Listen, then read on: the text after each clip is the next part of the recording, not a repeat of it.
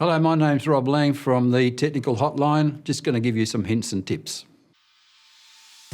New strata lots make up many of our inquiries, and so to explain a little more on the usual issues that may arise, I'll take you through a few scenarios. A block in the suburbs may have a dwelling and the owners decide to subdivide the block, sometimes side by side or back to front. They can be strata or freehold lots. If the existing dwelling has a dome connection, the new strata lot can only be connected to a site main switchboard.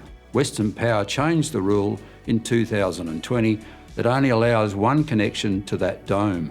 If there are up to 4 dwellings on a lot, each can have their own meter box with the consumer main to accommodate the maximum demand of the total load.